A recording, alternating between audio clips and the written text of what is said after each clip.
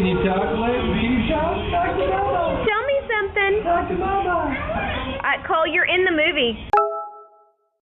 I've been on YouTube for 11 years.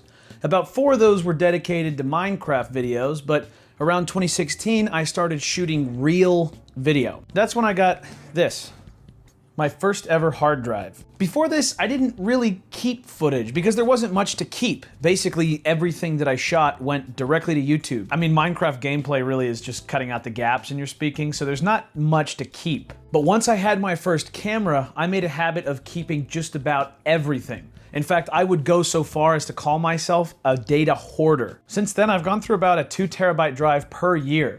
This year, I've already used 8 terabytes. And it's only July. They've got schoolwork, backups, photos, finished uploads, editing files, Minecraft worlds. There's so many Minecraft worlds on these things. It's unbelievable. And sitting on those same hard drives is a ton of unfinished stuff. I have a really bad habit of starting things and then not finishing them. Off the top of my head, I can think of like my mall documentary, a short film, some sketches, a music video. I mean, the list goes on and on. There is so much lost content on these drives. But it's not really lost because I kept them. And over the years, I've become kind of fascinated with the psychology of how people keep their data. Because there's really a spectrum, right? Most people lie in the middle. They keep the important stuff, photos, funny videos, but other stuff like, emails, school projects, scrap stuff, who really cares, right? Then there are the extremes of the spectrum. On one end, you've got guys like Suptic who keep nothing. If you don't know Suptic, he's a YouTuber who's been through like 3 major phases. He was a Minecraft YouTuber called MLG Haunt. Then he had the Suptic experience, which was like a lot of commentary, some skits. And then there was Sugarpine 7, which was like a scripted vlog kind of series that actually won a Streamy Award.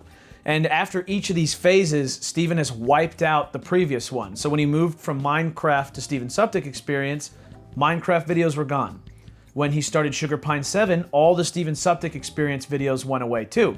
And I mean like away, not unlisted. He deleted them. He actually deleted them. Didn't unlist them. Deleted them. Yeah. I unlisted all of my awful videos. Every other video I deleted because I don't believe in nostalgia. But now, after Sugarpine 7 has fallen apart, he's kind of disappeared from YouTube. He basically just streams now, and his channel is just sitting there like a half-demolished monument. Like those walls would have so much to say if he didn't knock them down. Now you can probably see where I'm going with this, and it's that I lie on the complete opposite side of the spectrum.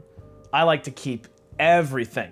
And I've always held this strong belief that like your work has value even if you don't really see it, whether it's to other people or it's to yourself in a different time. I don't think Steven is wrong for removing his Minecraft videos or Suptic experience when he moved on to a new thing.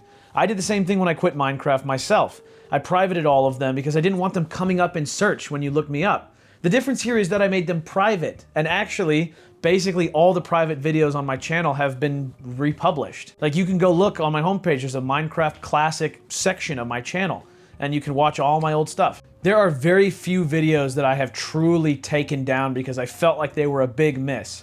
The elephant in the room being the Dan Schneider video, which is not gone, it's private, it's still in my studio. I'll never delete it, but I'll probably never publish it either. Nickelodeon parts ways with TV series producer Dan Schneider. This is iconic, you guys. Do you realize it? This is literally iconic. This dude has been making shows for this channel. Okay, I can't do it, EJ. I can't do it. I don't know, man. When it comes to people's produced work, sometimes it just kind of beats around the bush a little bit too much. Let's continue actually reading about what the fuck. I don't know if this would, fall in line with like the definition of an optimist, but I tend to believe that people want to make things that will last forever and leave behind a legacy. Speaking of last forever, this dog is almost 16 years old. Can you believe that? Oscar, say hi to the camera. Let me smell your breath. Imagine if your future self popped out of a time machine and told you, hey, you know this thing that you're working on right now that you're like really proud and you can't wait to release to the world, your magnum opus? I'm gonna delete all of it. Would you not be devastated? Now imagine if your favorite channel deleted all of their stuff before you found them. How would your life change? It kind of already has happened to me. When I first joined the Minecraft community, there was a YouTuber named Joe Pass Gaming. He was like the founding father of Minecraft Pocket Edition videos. And Joe Pass deleted all of his content and quit YouTube and disappeared just before I got into the community. And I didn't feel like I was really like in the club because I didn't know who this guy was. Now this is kind of just a tangent. It's really not the point of this video, but I need you to understand the perspective that I'm coming from. Here's the actual point of this video. Every once in a while, I'm going through these hard drives and looking for files or something that I left behind, and I come across an unfinished video, or, you know, like a post that I made for Twitter that I never posted anywhere else, and I decide to give it a second chance. It's one of the cool advantages of keeping everything, is sometimes you say, this project's not gonna go anywhere, I'm done with it, I'm not gonna do this anymore, and you throw it in the scrapped bin, but you leave it there, because you might look at it with fresh eyes later on, and you find out that there's something there. So I've actually had a second channel for quite a few years, since the whole Google Plus profile debacle. You actually have to link your channel with Google Plus. I never really liked Google Plus. It started off as kind of like a vlogging channel, back when I was doing Minecraft, and then over the years it's kind of just transitioned into like an archive channel. If you didn't know about it, now you do. It's called Cole's Closet. There's a playlist called the Cole Perrine Archive, and that's where I'm gonna be putting unfinished, you know, second chance, extra shots, things like that, that never made it to the main channel. If you like my content, then this is kind of an extra supplemental thing to get you through in between main channel uploads. And some of it is relatively complete. As I'm writing this video, I just exported a cut of my first ever short film to the channel. It was called Myself and I, and it was a pretty unique concept. It's about a guy who got dumped. And you'll never guess why I wrote it. Because I got dumped. It's super overdramatic and the writing sucks, but I found the script when I was going through one of the drives, and lo and behold, in another folder was all of the source footage. We never finished it, but we shot a few scenes, and I figured, you know what?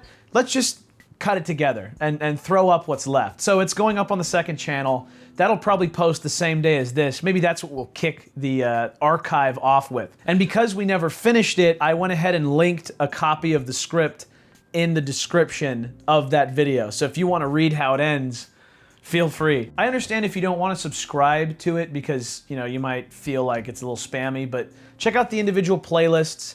If you find something you like, you can save a playlist. So if you like the archive, you can save that. It'll show up in your library and you can come back to check it periodically for new stuff. And aside from nostalgia, there's one other reason that I'm doing this, and I kind of wanted to save it for the end of the video because I didn't want to bring the mood down. But if I were to die one day, abruptly, these videos would not be accessible. I'm the only one who knows that they even exist. There's so much, not just me, but like me and friends or family. There's family who have passed on in some of these clips, and friends who have passed on.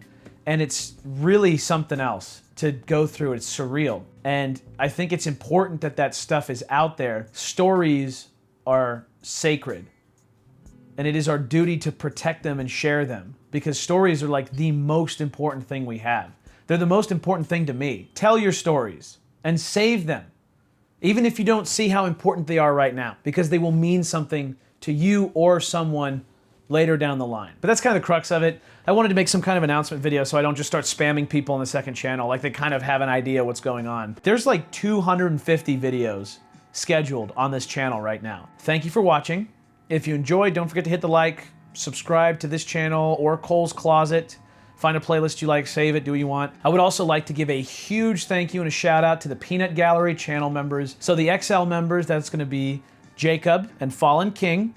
And then the regular tier, we've got LedsenKatt, Sikuya, Pacific Ocean, Maladroit, and 20E's Productions. Thank you, all of you guys. It really means the world. See you guys in the next video.